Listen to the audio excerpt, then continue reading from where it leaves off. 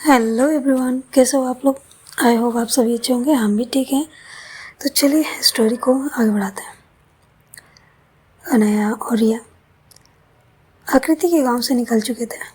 अनया का मन बहुत ज़्यादा उदास था। कहाँ वो आई थी अपने दिल की बात कहने, और कहाँ आकृति के बोले हुए शब्द। हालांकि वो कड़वे नहीं थे, लेकिन जो सुनना चाहती थी वो नहीं थे। उसकी बात उसे सुकून नहीं दिए, बल्कि और थोड़ी सी टेंशन में डाल दिए। क्योंकि भले ही आकृति की तरफ से अरेंज मैरिज हो या ना हो, लेकिन ये सच है कि अनया की तरफ से ये अरेंज टू लव, अरेंज होने के बावजूद ये लव मैरिज थी। और अनया भी चाहती थी कि आकृति की तरफ से भी यही हो। हालांकि ज़रूरी नहीं है कि जो हम चाहें वो हो ही। दोनों एक दूसरे को पसंद करते थे, दोनों के लिए फीलिंग्स थी, लेकिन दोनों अपने दिल के हाथों मजबूर। आकृति अनया के बारे में सोचती है कि वो किसी और से मोहब्बत करती है, और अनया ये सोचती है कि आकृति अपने माता पिता के कहने पर ये शादी कर रही है। हालांकि दोनों की किस्मत कनेक्शन तो है, ऊपर वाले का बहुत ही ज़्यादा आशीर्वाद है कह सकते हैं। वरना इतनी आसानी से दो मोहब्बत करने वाले लोग, भी फैमिली के सपोर्ट से, वो भी सेम जेंडर के, इतना आसान कहाँ है। लेकिन दोनों की किस्मत सही लिखा है भगवान ने। लेकिन दोनों ही अपने दिल, एक दूसरे के दिल के हाल से बेखबर है। देखते हैं कब तक इनकी ये दिल की बातें ज़बां तक आती है। अनया अपने घर लौट जाती है। इधर आकृति भी वहीं बालकनी से खड़ी होकर, जब तक अनया उसके नज़र से ओझल नहीं हो जाती तब तक उसी दिशा में देखती रह जाती है। फिर वो कहती है, काश काश कि आपको हमसे मोहब्बत होती। काश कि मैं कह पाती कि मैं आपसे मोहब्बत करती हूँ। काश कि आप मेरे दिल की बात जान पाते। काश कि आपके दिल में कोई और ना होता। काश।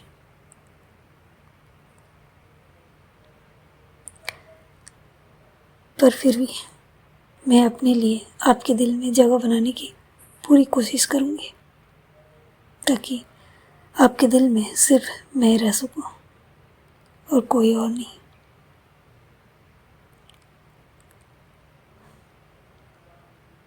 ये बोलते वक्त आकृति के चेहरे पर हल्की सी स्माइल आ जाती है, वो भी कॉन्फिडेंट वाली। वो कहते हैं ना कि नहीं, मैं करके ही रहूँगी। ऐसा था उसके अंदर, उसके दिल में।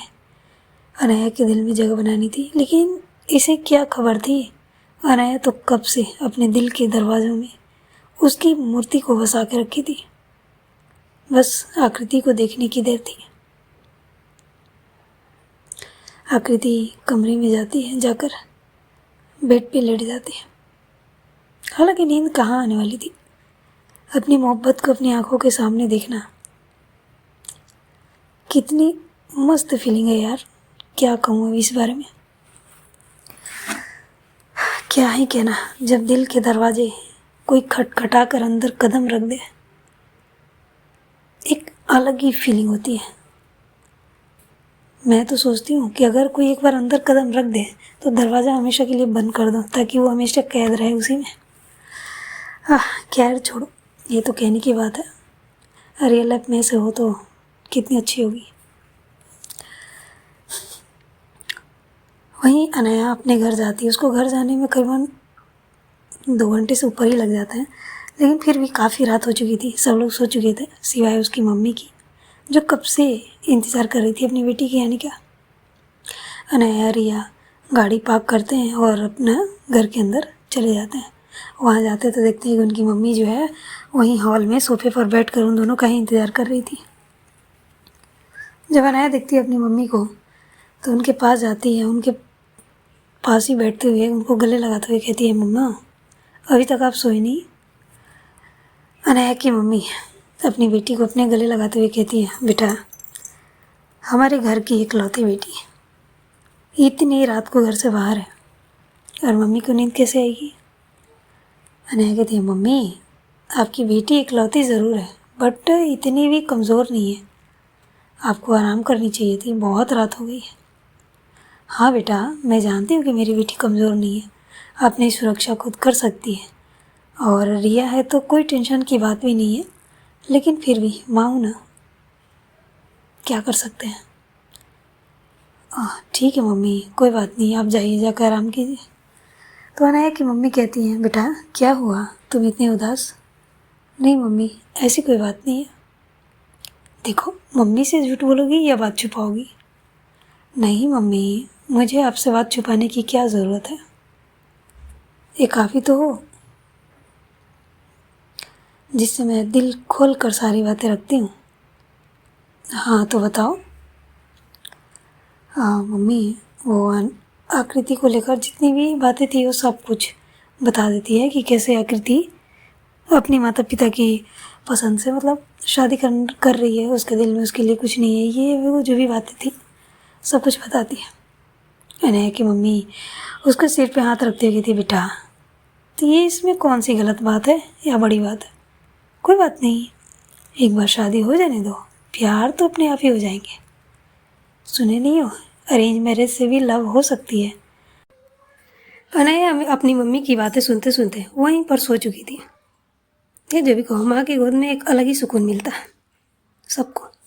हम लोग भी इतने बड़े हो गए हैं, लेकिन मम्मी के साथ बैठकर थोड़ी बहुत बातें कर लेना भी बहुत अच्छा लगता है, बहुत ही ज़्यादा। हालांकि अब पहले की तरह टाइम कहाँ मिलता है, जैसे जैसे बच्चे बड़े होते हैं माता पिता से थोड़ी सी दूर हो जाते हैं, अपनी चीज़ों में बिजी हो जाते हैं, पर क्या कर सकते हैं। लेकिन फिर भी पूरे दिन में एक पल ऐसा होना चाहिए जहाँ पे अपनी माता पिता के साथ थोड़े बहुत वक्त बिताया जाए, बातें की जाए, पूरे दिन की बातें ही बताओ, उसमें ही एक अलग ही सुकून मिलती है। अनया भी इसी तरह से माँ की गोद में सो चुकी थी। उसकी माँ जब ये देखती है उनकी बेटी सो गई है तो उसको उठाती नहीं है, उसी तरह वो भी सोफे पे टिक लगाकर अपनी आंखें जो है बंद कर लेती है और सिर अनया के सिर पर अपनी हाथें फेरते हुए वो भी सो जाती है। इसी तरह एक दिन बीत जाते हैं और आज मेहंदी का दिन था और मेहंदी होने वाली थी। तो यहाँ पे मेहंदी की सारी तैयारियाँ हो चुकी थी आकृति के घर में, बहुत ही अच्छे से डेकोरेशन वगैरह सब कुछ। और वहाँ पे एक गांव था और गांव में शादी की फंक्शन जो होती है ना, एक अलग तरीके से मनाई जाती है। गांव के सभी लोग जुट जाते हैं, ढोल नगाड़े बजते हैं, गीत गाए जाते हैं, एक अलग ही होती है, माहौल ही वहाँ का होता है। और शहर में थोड़ी सी डिफरेंट होते हैं, वहाँ पे गाने बजते हैं और लोग मेहंदी लगाते हैं, मेहंदी वाली आते हैं। यहाँ पे नहीं, यहाँ पे गांव के लोग ही मेहंदी लगाते हैं और खुशी से गीत गाते हैं, गांव वाले गीत। बहुत ही अच्छा माहौल बन जाता है वहाँ पे, डांस वगैरह गांव के लड़के लड़के मतलब पता नहीं है, औरतें सब कुछ मिलजुल कर अब खुद में ही वो लोग कर लेते हैं। बाहरी लोगों की ज़रूरत ही नहीं है, ना ही किसी पार्लर वाली की है, ना ही किसी मेहंदी वाली को बुलाओ, ना किसी को भी। वहाँ पे सब एकदम फैमिली की तरह गाँव में लोग रहते हैं। खुशी में शामिल हो जाओ, दुख हो तो दुख में शामिल हो जाओ, ऐसे ही होता है गाँव में। काफ़ी अच्छा भी लगता है। वही आकृति के घर में बहुत भीड़ थी, बहुत ही ज़्यादा। काफ़ी अच्छे से एक गांव के लोग ही मेहंदी के लिए काफ़ी अच्छे से सजा दिए थे और गांव की औरतें, यंग लड़कियां जो कि आकृति के उम्र की थी, वो सभी आई हुई थी। सभी आकर आकृति को घेरे हुए बैठी थी। आकृति इस वक्त बहुत ही खूबसूरत डिज़ाइनर मेहंदी वाली ड्रेस पहनी थी, ग्रीन कलर में। ये अनया के घर से आई हुई थी। उसका पूरा सेट, मेहंदी की, हल्दी की, शादी की, सारी सेट जो तो होती है शादी को लेकर, सब कुछ अनया की मम्मी पहले से ही काफ़ी अच्छे से तैयार करके आकृति के घर भिजवा चुकी थी। और काफ़ी खूबसूरत लहंगे थी, बहुत अच्छी लग रही थी। आकृति के चेहरे पर बहुत प्यारी स्माइल थी, वो बहुत ही ज़्यादा खुश थी और उसकी खुशी को देखकर उसके माता पिता भी बहुत खुश थे। अब उन्हें लगता है कि हाँ, उनकी बेटी अब खुशी से सारी चीज़ें कर रही हैं। उनको लगता था कि ये शादी हमने तय की, बस हमारी बेटी मान गई, लेकिन उनको कहाँ पता था उनकी बेटी की खुशी भी तो यही थी। आकृति की खुशी उसकी फ्रेंड्स, मतलब गांव के फ्रेंड्स और शहर से भी, उसके स्कूल में जब पढ़ाने जाती थी वहाँ के जो टीचर्स थे, कुछ फ्रेंड्स होते, वो कॉलेज फ्रेंड्स सब आए हुए थे। उनमें एक लड़की थी जिसका नाम था शिव्या। वो कहती है यार आकृति, तुमने हमें जीजू को तो दिखाया ही नहीं यार, पिक्चर वगैरह है तो दिखाओ ना। आकृति कहती है नहीं है। नहीं है? क्या तुमने देखा है? हाँ मैंने देखा है। अच्छा, क्या ये लव मैरिज है क्या? नहीं लव मैरिज नहीं है, पापा ने पसंद किया। अच्छा चलो ठीक है, वैसे भी अब ज़्यादा दिन तो है नहीं, कुछ ही दिन की बात है, हम तो मिल ही लेंगे शादी के दिन। उनके साथ एक और लड़की थी जिसका नाम खुशबू था। वो बोल रही है आकृति, हाँ एक्चुअली हमें याद है कॉलेज टाइम तुम्हें एक लड़का काफ़ी ज़्यादा फॉलो कर रहा था और तुम्हें प्रपोज भी किया था, क्या ये वही तो नहीं है? तो आकृति कहती है नहीं, तुम्हें ऐसा क्यों लगता है? नहीं, जिस तरह से वो तुम्हारा पीछा करता था, तुम्हारे लिए वो पागलपन जो था उसका, और कई लोगों तो उसके हाथ से पिट चुके थे, कई लोगों से वो झगड़ा भी कर चुका था, तो हमें लगा था कि आगे चल के तुम्हारी शादी उसी से। आकृति कहती है नहीं यार, वो लड़का अच्छा नहीं था, तुम कैसे बोल रही हो? इस तरह का पागलपन मेरे बस की बात नहीं है झेलना। शिव्या कहती है हाँ यार, वो लड़का था मतलब एक अलग ही था, आकृति को कोई नज़र उठा के भी देख दे उसको भी मारना स्टार्ट कर देता था। मतलब ऐसा थोड़ी ना होता है यार, पसंद करना अलग चीज़ है, अब किसी को फोर्स भी तो नहीं की जा सकती है ना किसी चीज़ को लेकर। लेकिन खुशबू कहती है कि लेकिन उसका क्या हुआ, उसके बारे में कुछ पता नहीं चला। आई मीन कॉलेज की बात से हम उससे मिले भी नहीं। आकृति कहती है मुझे नहीं पता। शिव्या कहती है छोड़ो ना यार, हम किसके बारे में बात कर रहे हैं? वो पता है उसके चक्कर में एक लड़का, उनका जो क्लासमेट ही था, वो आकृति को पसंद तो नहीं करता था, लेकिन हाँ दोस्त थे सभी। वो अक्सर खाने की चीज़ अपने घर से लेकर आता था, लंच टाइम में मिल बांट के सभी खाते थे।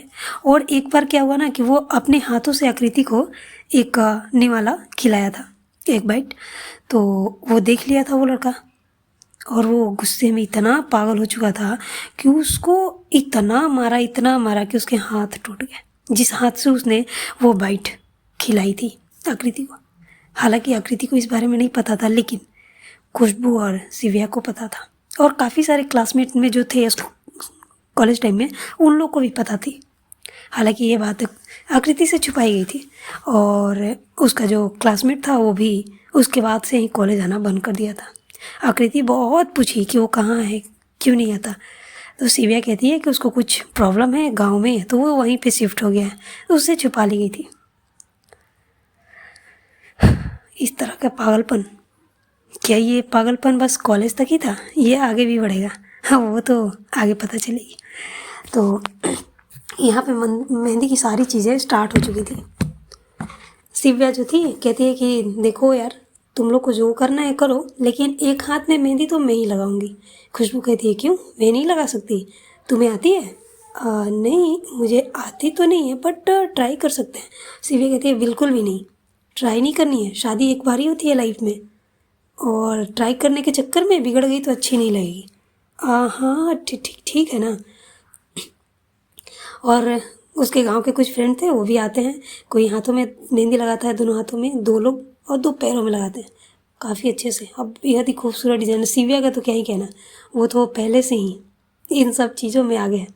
आई मीन वो एक उसकी एक बुटीक है फैशन डिज़ाइनर कपड़ों की, और साथ में एक उसकी अपनी पर्सनल उसकी हॉबी के हिसाब से। हालांकि उसका कोई ये नहीं है, होता नहीं है कि इसका ख्वाब होता है कि हम ये चीज़ करें वो चीज़ करें, नहीं, वो अपना हॉबी होता नहीं है, बस मुझे मन किया बस कर लो।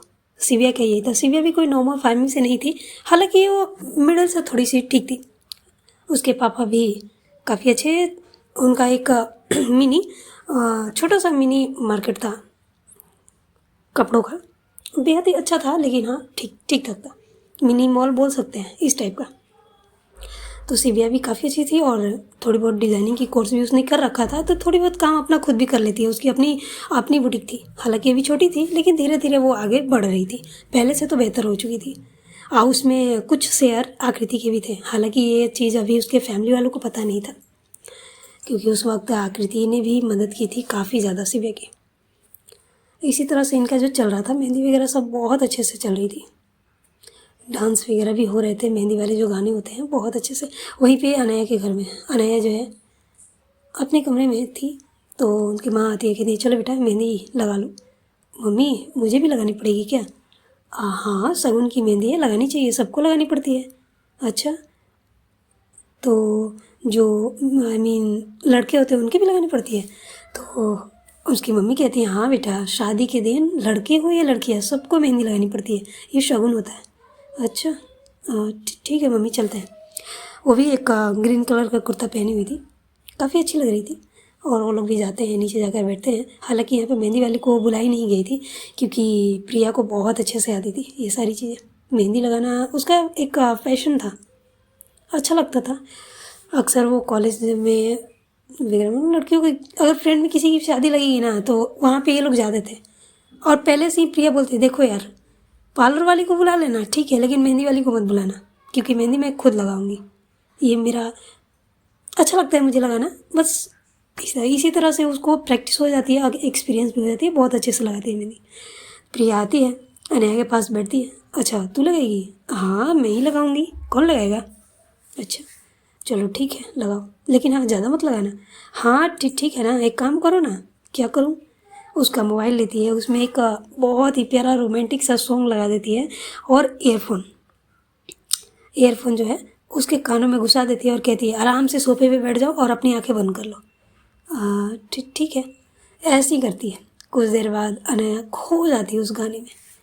यार उसकी फीलिंग को बयां कर रहा था वो गाना, काफ़ी अच्छे से वो खो जाती है। और जब देखती है प्रिया, तो उसके चेहरे पर जो है ना शैतानी स्माइल आ जाती है, और वो स्टार्ट करती है। अनया ना जाने कब गाना सुनते सुनते उसको आँख लग गई थी, वो वहाँ पे सो चुकी थी। लेकिन जैसे ही जब उसकी आंखें खुलती है ना, करीबन 2 घंटे बाद, तब जाकर उठ के बैठती है, तो देखती है तो उसकी आंखें जो है बड़ी हो जाती है। उसकी प्रिया जो है काफ़ी अच्छे से उसकी मेहंदी है ना पूरी हाथ भर कर लगाई हुई थी, बहुत ही। हालांकि वो पैरों में लगाने वाली थी, अभी दूसरा हाथ जो है ख़त्म ही होने वाला था, तो सोची थी कि उसके पैरों में भी लगाएंगे, लेकिन तब तक अनया उठ चुकी थी। और जब ये देखती है ना तो चौंक जाती है और कहती ये क्या है, तो तुमने तो पूरा मेरा हाथ भर दिया। हाँ तो ठीक है ना, शादी एक बार ही होती है, तुम्हें क्या लगता है सिर्फ ये छोटा सा मेहंदी लगाने से हो जाएगी? बिल्कुल भी नहीं। और साइड में देखो, तो साइड में देखती है तो वहाँ पे रिया खड़ी थी, और बड़ा ही अच्छे से मोबाइल था उसके हाथों में, और वो वीडियो बना रही थी। अनाया का रिएक्शन वगैरह सब कुछ उसमें कैद हो चुका था। अनाया उसको घूरते हुए कहती है रिया तुम भी? हाँ वो आंटी ने बोला तो मैं। मम्मी? हाँ हाँ बेटा क्या हुआ? मम्मी ये क्या है? मैंने बोला था मुझे थोड़ी सी लगानी है। कोई बात नहीं बेटा, कोई बात नहीं, शादी करनी है ना तो लगा लो। मम्मी प्लीज़, अब कुछ नहीं हो सकती, मेहंदी लग गई है ना, देखो कलर भी आ गई है, अब इसको सूखने दो, सूख जाएगी तो निकाल देना। अब अनया क्या कर सकती थी, वो कुछ नहीं कहती। अब दोनों हाथों में मेहंदी थी, अब उसको भूख भी लग रही थी, तो कहती है अरे यार मुझे भूख लग रही है। भूख लग रही है? हाँ। प्रिया वहाँ से उठती है, उठ कर जाती है किचन में, और अनया की मम्मी से कुछ खाने की चीज़ें लेकर आती है, और बड़े ही आराम से अपने हाथों से खिलाती है उसको। खिलाते हुए कहती है तो अब तो भाभी आ जाएंगी, तो फिर हमारा पत्ता कट। क्या बात कर रही है, क्यों पत्ता कट? उसकी जगह अलग है, तुम्हारी जगह अलग है, मम्मी पापा की जगह अलग है, सब लोग मेरी लाइफ में इम्पोर्टेंट है, किसी के आने से रिश्ते थोड़े ना छूट जाते हैं। पक्का? हाँ बिल्कुल। ओके देखते हैं, इसमें देखना क्या है, कौन सा तो यहाँ से जाने वाली है जो मैं तुम्हें भूल जाऊँगी? क्या बोल रही है, क्या मैं चली जाऊँ?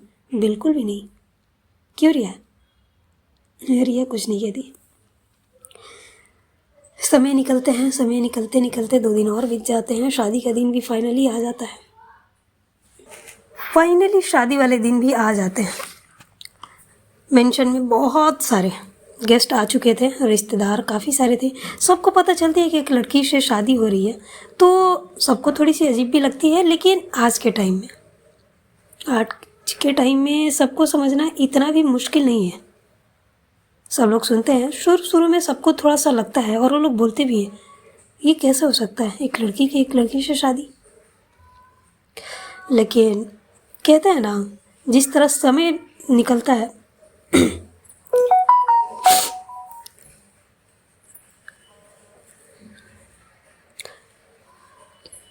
फाइनली शादी का दिन भी आ चुका था। शादी वाली घर थी, बहुत सारे गेस्ट आए हुए थे और मेंशन को तो इतनी अच्छे से सजाई गई थी जैसे मानो शादी यहीं पर होने वाली है। गार्डन एरिया सब कुछ बहुत ही अच्छे से ब्यूटीफुल सजाई गई थी, इतनी ज़्यादा जो एक बार देखे तो उस सजावट में ही खो सजाए। ये कोई नहीं कहेगा कि हाँ ये किसी राजघराने की शादी हो, इस तरह की सजावट हुई थी, बहुत अच्छी लग रही थी। अनाया अपने कमरे में बैठी मोबाइल में कुछ देख रही थी, शायद आकृति। अरे प्रिया जाती है, रिया भी जाती है और कहती है क्या हुआ। कुछ नहीं यार, अगर इसे पता होता है, या यूँ कहूँ कि अगर ये अरेंज की बजाय लव मैरिज होती तो खुशी एक अलग ही लेवल पर होती। प्रिया कहती अरे यार, तुम्हें खुशी मनानी चाहिए कि तुम जिससे मोहब्बत करती है वो तुम्हें मिल रही है, और जो नहीं हो पा रहा उसके बारे में सोचने से क्या फ़ायदा। मोहब्बत का क्या है, वो तो शादी के बाद भी हो जाती है। तुम एक ही चीज़ पे टिकी हुई हो। नहीं ऐसी बात नहीं है, मैं बस सोच रही थी कि अगर ऐसा होता तो कितना अच्छा होता। रिया अनया के पास बैठती है, उसके कंधे पे हाथ रखती हुए कहती है तुम्हें ऐसा क्यों लगता है कि ऐसा नहीं है। ये भी तो हो सकता है ना कि ऐसा हो। क्या मतलब, पता नहीं, लेकिन मैं कंफर्म नहीं हूँ पूरी तरह से। लेकिन मुझे क्यों ऐसा लगता है जैसे आकृति भी तुम्हारी तरह। देखो मैं श्योर नहीं हूँ, लेकिन पता नहीं मुझे उसकी आंखों में ऐसा कुछ नज़र आता है। कभी कभी ऐसा फील होता है कि उसके मन में, उसके दिल में कुछ तो है। क्यों उम्मीद दे रही है मुझे, छोड़ना यार। वो उठती है, उठ के वॉशरूम चली जाती है। रिया कुछ सोच रही थी, उसको बार बार आकृति का चेहरा नज़र आ रहा था, जैसे कि वो घाट साइड में जब अनाया और रिया आपस में बात कर रहे थे, तो अनाया तो उससे बात करने में बिजी थी, लेकिन रिया की नज़रें एक दो बार आकृति पे गई थी। आकृति किस नज़रों से अनाया को देख रही थी, किस तरह से देख रही थी, वो पल बार बार रिया की आंखों के सामने आ रही थी। फिर एक बार अनया आकृति आपस में वो सड़क पे मिले थे फर्स्ट टाइम, और बनारस में जब मुलाकात हुई थी बाज़ार में, तो वहाँ पर भी जैसे ही आकृति ने अनया को देखा, कुछ सेकंड के लिए वो खो सी गई थी, और फिर बिना कुछ बोले वहाँ से ऐसे चली गई जैसे मानो क्या ही हो गया उसके पीछे। वो सारी चीज़ें रिया की आंखों के सामने जैसे फ्लैशबैक की तरह चल रही थी।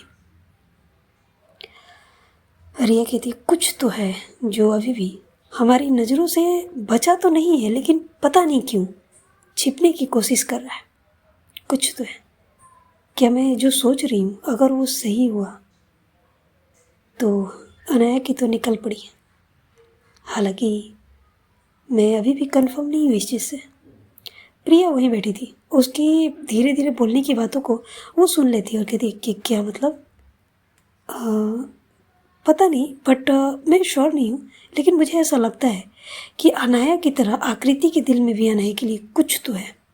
वरना तुम ही सोचो, एक नॉर्मल सी ही लड़की, सोचो अगर दिल में कुछ हो ना हो सामने वाले के लिए, तो उसे शादी करने के लिए कैसे हाँ बोल सकती है।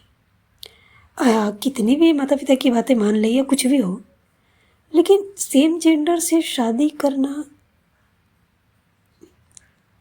बिना किसी फीलिंग के, पता नहीं, मैं मान ही नहीं पा रही। प्रिया भी उसकी बातें सुनती है, उसके दिमाग में भी यही लगता है कि यार बात तो सही है, क्योंकि अगर मेरे दिल में भी और किसी के लिए फीलिंग नहीं हो तो मैं जानबूझकर क्यों अपने पैर पे कुल्हाड़ी मारूंगी। आई मीन सेम जेंडर से मैं एक लड़की से शादी कैसे करूंगी जब उसके लिए मेरे दिल में कुछ हो ही ना हो। ये भी नहीं है कि हम एक दूसरे को सालों से जानते हैं या दोस्त हैं या कुछ और, ऐसा भी कुछ नहीं है।